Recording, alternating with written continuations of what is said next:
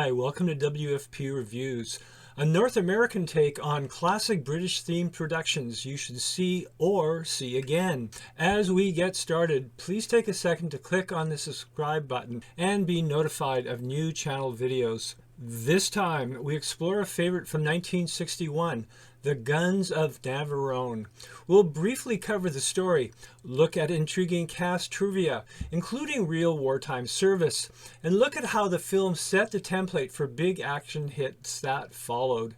Finally, and of particular interest, we'll take a deeper look at the kind of movie the filmmakers intended to make and why popular reaction to Guns of Navarone surprised and even disappointed them. The Guns of Navarone was the first film adaptation of a novel by celebrated Scottish writer Alistair MacLean. Typically, MacLean wrote men-on-mission thrillers, and this one set the successful template that we'll be talking more about later. Our movie follows a top-secret British mission, sending a skilled team of commandos onto the fictional Greek island of Navarone, occupied by the Germans in 1943. The goal is the destruction of two massive Nazi guns that threaten British forces in the area. And naturally, the team is racing against the clock. The team is led by Gregory Peck as Captain Keith Mallory. He's a world-class climber, assigned to get the team where it needs to go. Anthony Quayle, as Major Roy Franklin, is in actual command. However, he's soon sidelined with an injury, which forces Mallory to take control. Now, in the novel, Mallory was a New Zealander, and his nationality is left vague in the movie. Also, as an American, Peck acknowledged that he felt a bit awkward playing the leader of a British team. He wisely decided not to try an accent and comes across very well as a forceful leader of men. This afternoon on the boat, you fumbled your job. And one final point here. Peck's casting did bother co-star Stanley Baker during the shoot. Baker was a big UK star at the time, but was passed over for the lead as Peck was a bigger box office draw internationally. The rest of the team is composed of Anthony Quinn, David Niven, and James Darren. The always watchable Quinn is a tough Greek partisan. He's got a grudge against Mallory, but puts it aside for the mission. David Niven is a resourceful but reluctant demolition expert, while Darren is a soldier who was raised on the island he is fighting on. Navarone's story is told in chapters, covering each day of the mission. Events open with the debriefing of an RAF crew that had attempted to bomb the guns, only to be stopped by the mountains and cliffs that protect them. The squadron is led by a gruff Richard Harris, doing a borderline Australian accent. Harris comes close to cursing as you could in a 1960s movie, and declares that the mission is impossible to do from the air. And that's the bloody truth. Next, rich-voiced James Robertson Justice, who does double duty as the film's narrator, sends the team on its mission, although he secretly admits that he probably won't make it. From that point, the team must work through numerous tropes that became standard in Penetrate the Fortress thrillers. There are spies and storms, scary cliffsides, and enemy patrols. Worst of all, the Germans seem alerted and the team is always in jeopardy, even being captured at one point. On the plus side, the team gets aided by local women played by the fabulous Irini Papas and Gina Scala. These characters add even more depth to the story, though they do prove to be a mixed blessing. After endless narrow escapes, in which some of the party are lost, the last chapter is gripping as the surviving soldiers finally reach the monstrous guns. As I hate spoilers, at this point I'll let you see the movie to see how things wrap up. Broadsword calling Danny boy, broadsword calling Danny boy, over. Now, as mentioned, The Guns of Navarone was the first film based on an Alistair MacLean thriller, and it certainly set a blueprint for future hits such as Where Eagles Dare and Ice Station Zebra. All stories follow special military teams on secret missions with very high stakes. All stories are set in exotic locales or fortresses packed with enemy troops. And all stories raise the suspense with a traitor or double agent that must be unmasked to save the mission.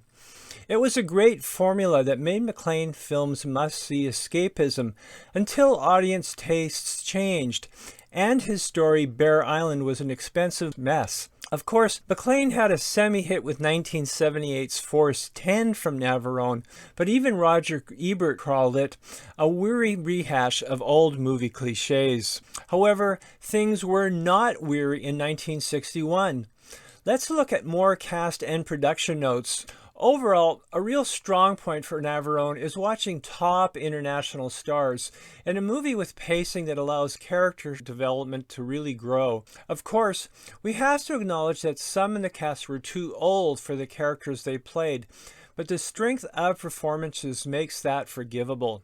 Casting reliable Anthony Quayle in a behind-the-lines movie was an interesting choice. During the war, Quayle had actually served as a British agent organizing partisans in Albania. Likewise, David Niven saw wartime service leading commando units. In Navarone, Niven's work as the reluctant Corporal Miller is widely considered as some of his best acting of the 1960s. By the way, while he was a wartime officer, his servant or Batman was none other than Peter Ustinov. And Welsh-born Stanley Baker also served in the British Army, but he was enlisted after World War II. As well, Anthony Quinn and Pappas both bring strength and dignity to their roles as Greek patriots, and the pair would work together again in a few years in the popular Zorba the Greek. Given the brilliant caliber of the overall cast, the one performer who was a bit out of his depth was singer and former teen idol James Darren. Darren was the only actor to be about the right age for his part, but he only had about 10 lines in the movie. Now let's turn to the production and how public reaction surprised the film team. First thing, The Guns of Navarone was one of the most expensive films of its day. The movie needed huge sets, on-location filming, and use of the Greek army to play the Wehrmacht. Also, costs included a record $50,000 for composer Dmitry Tiomkin for his famous film score. All this tripled the budget to a hefty $6 million. But it was money well spent. Navarone was one of the top grossing films of 1961, earning almost $30 million, plus an Oscar for special effects. But while the movie was a smash, the way it is perceived frustrated many on the project. So why is that? As noted, many in the cast had served.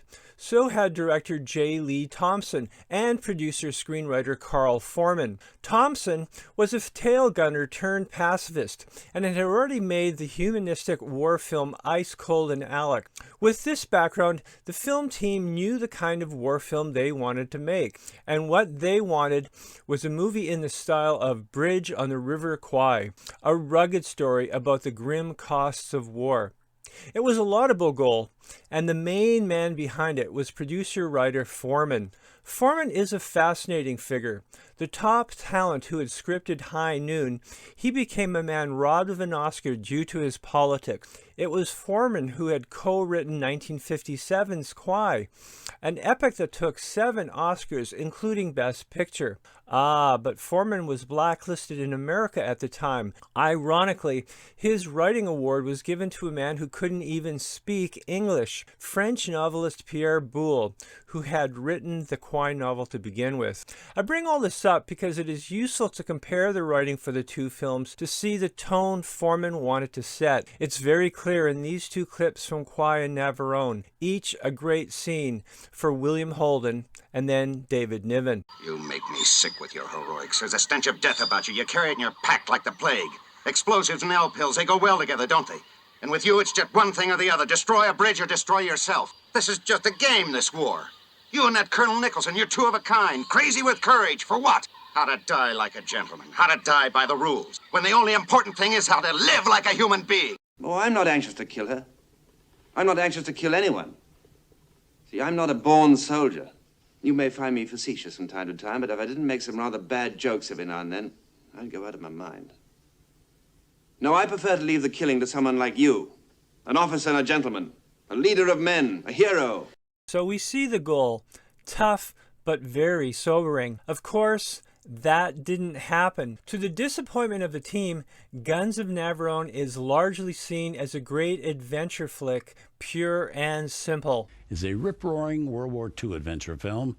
That kind of reaction disappointed, as Thompson admitted in an interview when talking about Foreman's screenplay.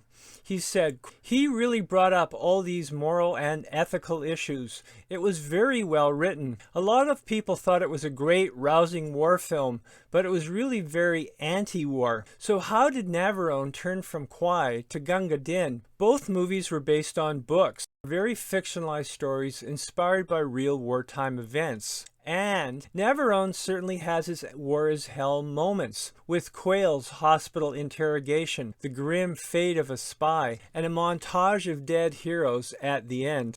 However, that is all outweighed by the upbeat thriller ending, constant narrow escape, Tiomkin's rousing theme, and the fact that all the top stars survive to fight another day. By contrast, Kwai ends with madness and death and a circling vulture. Navarone's own marketing was a factor too. Its posters declared, "This is the greatest adventure film of all time." And that's how it is regarded to this day. It's still a film worth watching, but next time you see it, think about the impact the film was trying to make. Finally, the Kwai writing Oscars for Carl Foreman and Michael Wilson were eventually acknowledged by the Academy in 1984, just a few months before Foreman died at age 69. You can buy or stream Guns of Navarone on many services, including YouTube. Thanks for watching. Hope you enjoyed that. And do subscribe and comment. And come back again soon to Waltz, Flicks, Picks.